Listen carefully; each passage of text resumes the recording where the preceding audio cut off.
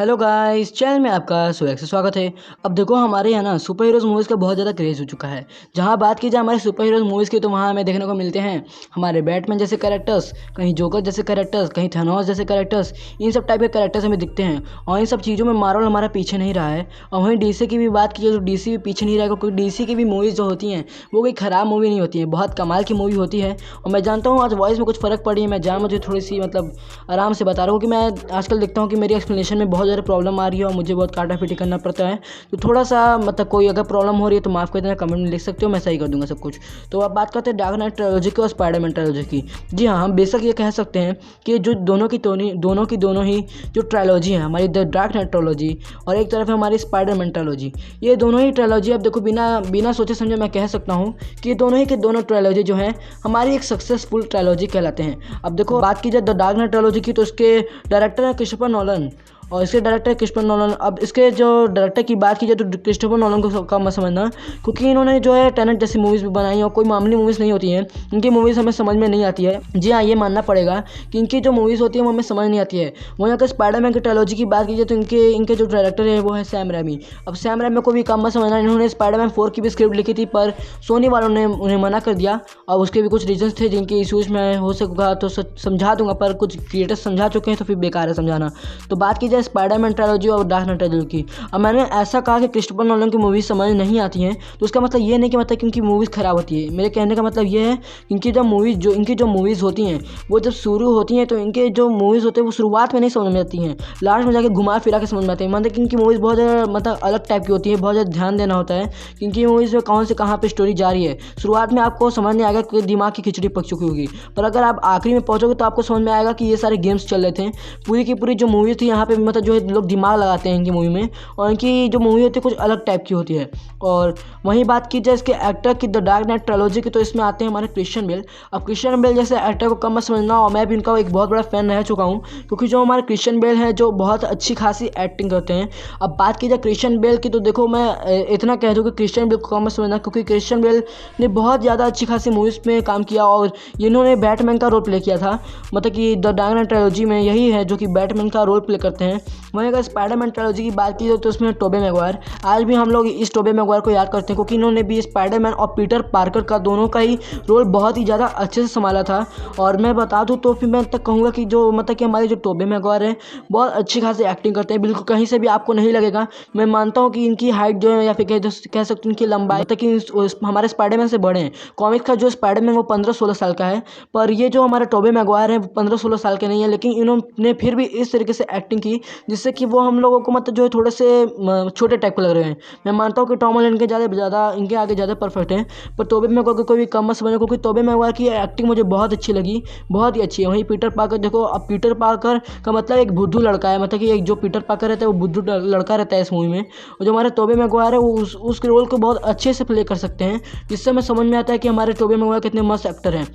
वही अगर बात की जाए हमारे क्रिश्चियन बेल की, तो मैं आप लोग को बता दूं क्रिश्चियन बेल को भी कम मत समझना, क्योंकि देखो अब क्रिश्चियन बेल कुल अलग चीज़ है और टोबे मैगवायर अलग चीज़ है। पर मैं इस वीडियो में कंपैरिजन कर रहा हूँ, मतलब कि एक बैटल करा रहा हूँ, यानी कि द डार्क नाइट ट्रायलॉजी और साथ ही साथ स्पाइडरमैन ट्रायलॉजी से, जिससे कि मैं आप लोगों को बता सकूँ कि इन दोनों ही ट्रायलॉजी में से अच्छा कौन है।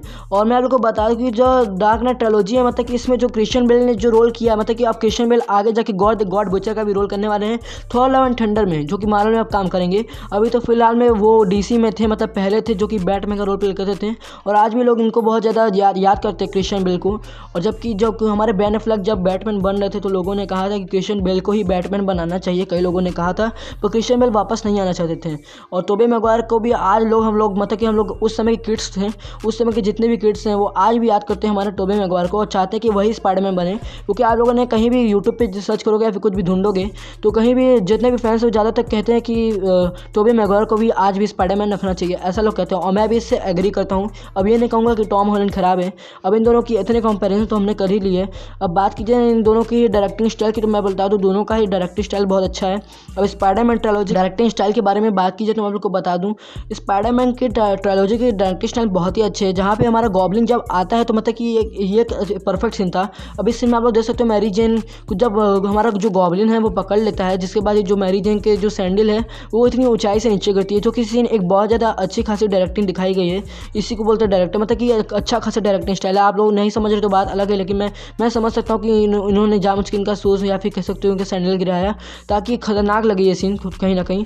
वहीं हमारे डार्क नाइट ट्रिलॉजी की बात की जाए तो इसमें भी बहुत अच्छे सीन है, जहाँ पे हमारा जोकर नाम का एक विलन रहता है। अब डार्क नाइट ट्रिलॉजी में 3 मूवीज़ हैं और स्पाइडरमैन ट्रिलॉजी में भी, लेकिन मैं तीनों ही मूवीज़ की बात कर रहा हूँ, ना कि सिर्फ एक मूवीज़ की। लेकिन अगर डार्क नाइट ट्रिलॉजी की बात की जाए तो उसके विलन्स बहुत तगड़े होते हैं, क्योंकि देखो जोकर को देखा जाए तो जोकर जो है वो एक ऐसा विलन है जो कि बैटमैन के प्लान बनाने से पहले ही प्लान बनाने लेता था, जिससे हमें समझ में आता है कि डार्क नाइट ट्रिलॉजी के विलन्स बहुत तगड़े रखे गए हैं।